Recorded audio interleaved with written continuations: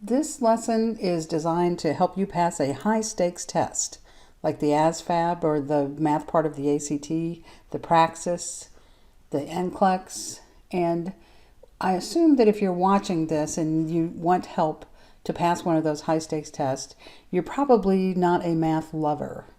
You may have some math anxiety. So we're going to start these lessons with a math joke, so to just lighten things up a little so that you'll shake your anxiety out.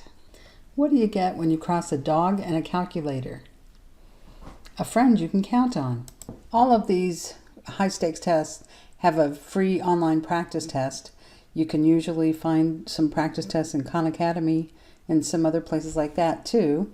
We're going to take a look at the ASVAB, and I'll find an order of operations and we'll work through it.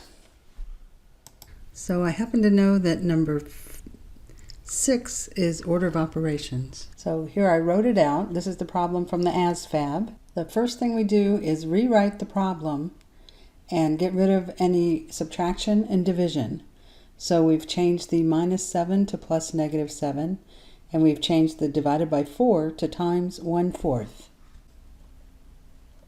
Now remember, we don't need, please excuse my dear Aunt Sarah or Sally, the PEMDAS, because we don't have any subtraction or division ever. So we just need PEMA, the Pennsylvania Emergency Management Agency. That's our mnemonic for order of operations. And this eliminates so many opportunities for mistakes. We only have one parentheses, and that's what we do first. So let's add the 3 plus 5 that's inside the parentheses.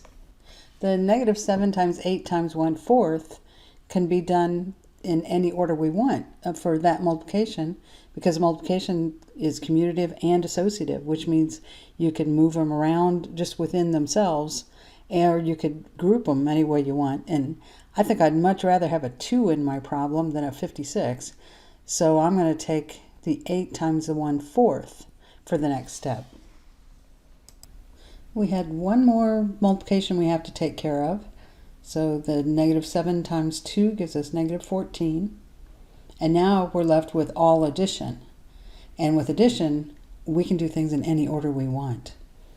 And now we've got the problem down to the point where it's all addition, so we can add those in any order we want.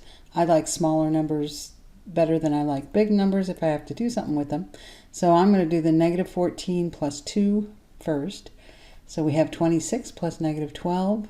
And remember, just think, if I have $26 and I owe 12, it's going to be a net of 14.